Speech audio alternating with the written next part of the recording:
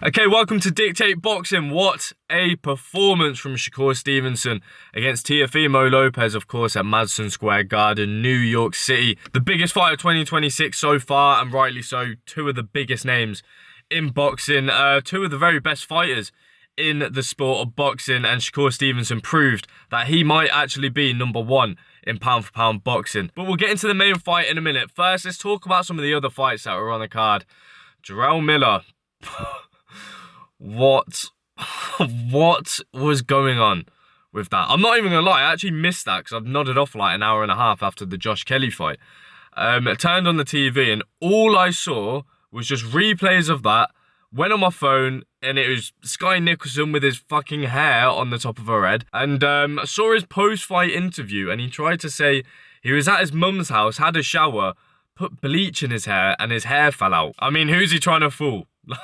And I went back and watched his performance and it really was not that good. And yeah, he got the win, but definitely a lot to work on for Jarrell Miller. And the weight thing needs to be massively considered as well, because I think he weighed in at over 300 pounds, which, what are we doing? This is Bacoli territory right now. But let's go to probably the best performance of the night, or at least the highlight moment of the night, was Bruce Carrington with a really good knockout, and the perfect stage to do that and let people know who you are. And Bruce Carrington handled business and potentially put a lot of pressure on the businessman who came on, was it straight after? I think it was straight after, wasn't it? Keyshawn Davis, who was getting booed quite a lot during that fight against Jermaine Ortiz, obviously, and I don't know why he was getting booed. I think it's, again, when the crowd, which is obviously massively populated with boxing casuals, have just watched a really good knockout, and then Keyshawn Davis comes on and he's just jabbing Jermaine Ortiz's head off, they might get a little bit bored. And then you're thinking, well, why are you at a boxing event then?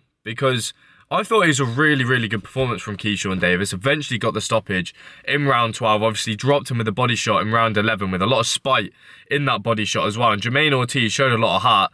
We've seen him in there against Vasily Lomachenko, Teofimo Lopez, but did not get stopped by any of those. Keyshawn Davis went in there and got the job done in the 12th round. And yeah, looked overall really good in a new weight division, and there's a lot of possibilities for him next. He came out and he said he wants Devin Haney next. Haney's tweeted today that he'd be very open for that fight. So that is a really big fight. Big test as well. Obviously, Devin Haney is one of the world champions at 147 pounds. And I think a lot of people sleep on Keyshawn Davis a little bit. I think he's really underrated. And when he was getting booed, it was just really confusing for me because I thought he's boxing really, really well. And he throws with a lot of spite as well. And there was one moment he got hit with a right hand and it stunned him a little bit. His legs buckled slightly and he just stuck his tongue out and just went forward. And I love that about Keyshawn Davis. It's a little bit annoying that we'll never be able to see him versus Shakur Stevenson unless the money's right.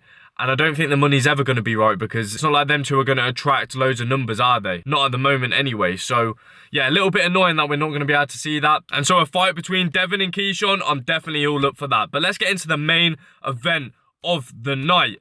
Shakur Stevenson, Teofimo Lopez. Going into this fight, I was saying this is a 50-50 fight. And genuinely, I think it still was. Going into that fight, Teofimo Lopez was the champion.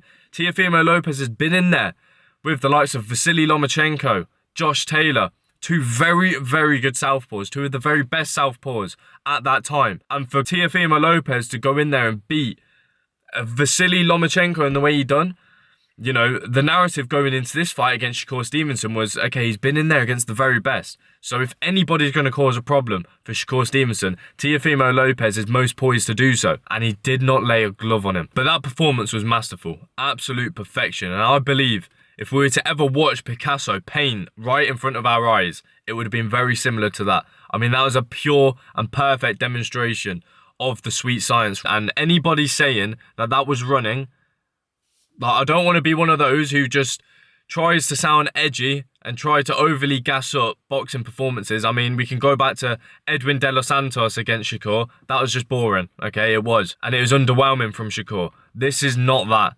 I mean, you're talking about somebody operating at the very highest of level, and he didn't even, I don't even think he went into third gear in this fight, to be honest. And I think if you could ever criticise Shakur for anything, it might be that he doesn't throw enough. You know, he could put his foot on the gas a little bit more. That's one criticism.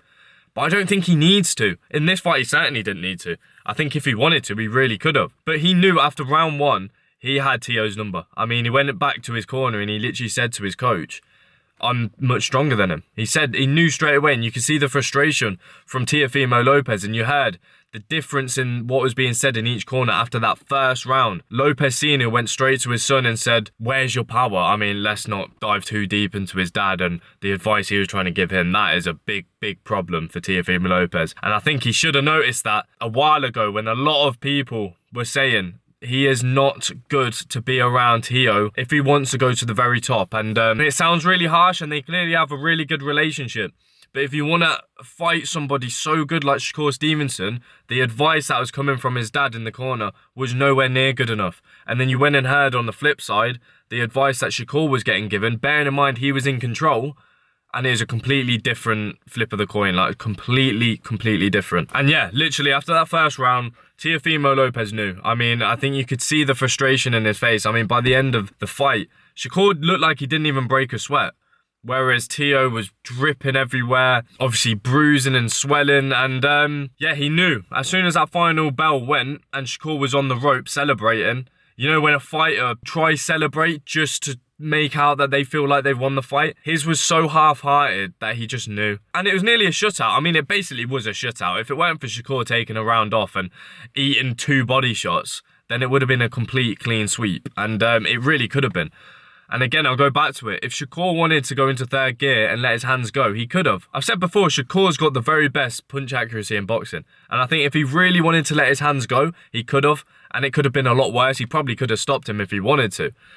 But I just don't think he needed to. He just cruised to the end and, you know, just got the victory. And he's now a 4-weight world champion. And serious conversations have to be had. I mean, he's already in the pound-for-pound rankings list. For me, this pushes him up to number 3. And I believe if he was to move up again, go to the welterweight division and beat a Devin Haney and become a 5-weight world champion, I think that's when you talk about him being number 1. I mean, there's some argument for him being number 1 in the world already. I think the only reason it's quite hard to argue that case is because Alexander Usyk and Inoue obviously are what they are. I think Shakur goes and beats Devin Haney, someone of that magnitude, in a new weight division and becomes a 5-weight world champion. It's going to be very difficult to debate against it. And halfway through that fight, I was watching him thinking, I don't think anybody can beat you.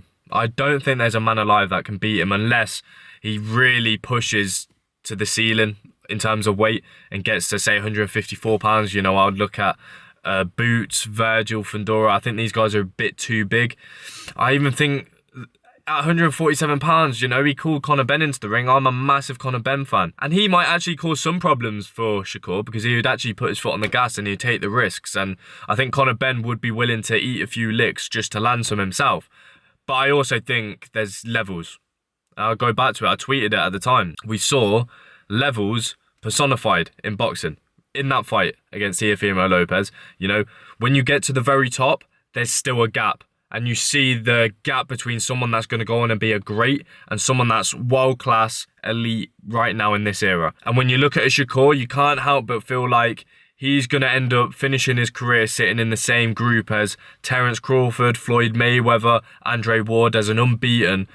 I think he already is a future Hall of Famer, no? 4-weight world champion. It's going to be kind of difficult to disagree with that. And I know it's so easy to be so reactionary after such a good performance, such a good result, and come out and say some wild things. You know, people do it all the time in all different sports.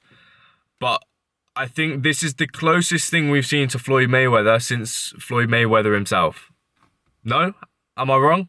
I mean, when you watch his distance control, when you watch his composure, his patience, his punch selection, everything is so perfect. And he boxes as if he's in the Matrix. He's about 3 or 4 steps ahead of anybody else. And the context is, Teofimo Lopez was the champion. Teofimo Lopez is probably top 15 pound for pound. No, that might change after that fight, but before this fight, probably was, right? We know how good Teo is.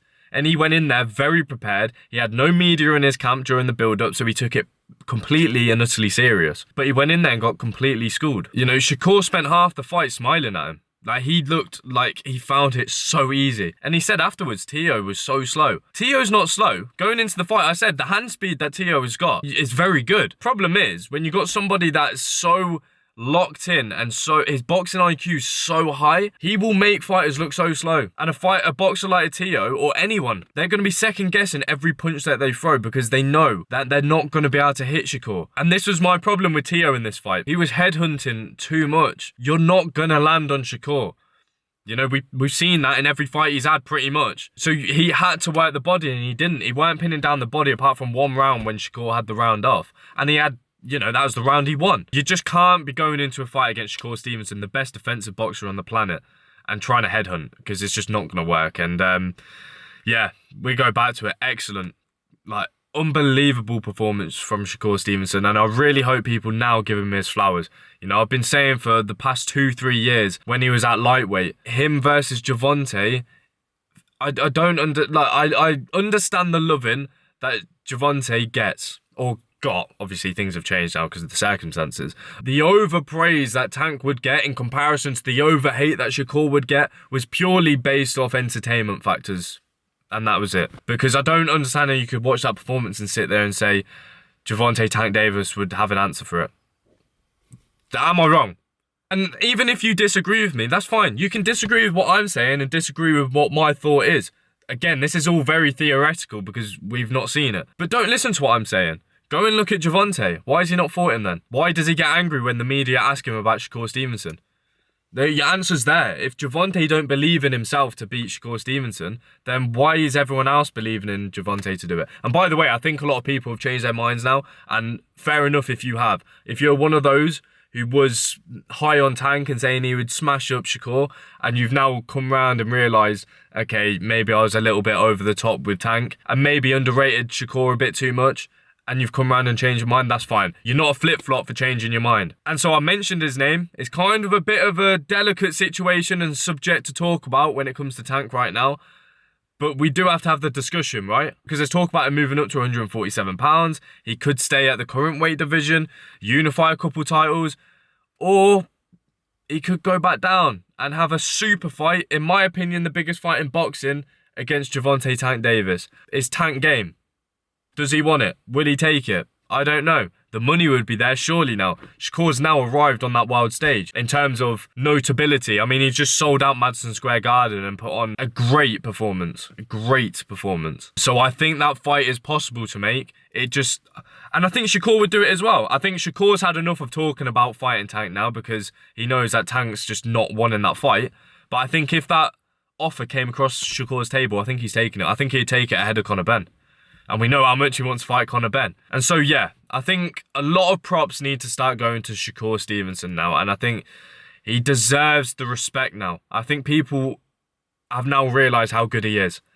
You know, you see what he's just done to a Teofimo Lopez. It's not against, with all due respect, William Zepeda, who struggled against Tevin Farmer, who got chinned by Floyd Schofield. You know, this is a very good Teofimo Lopez, and he went in there and cruised to the finish line. And so we might discuss it again later in the week. We'll see if there's any developments in who could be next. But as of right now, go follow Dictate Boxing on all socials. We've been very active. It was a late night, so go give everything a like. Go follow us on everything.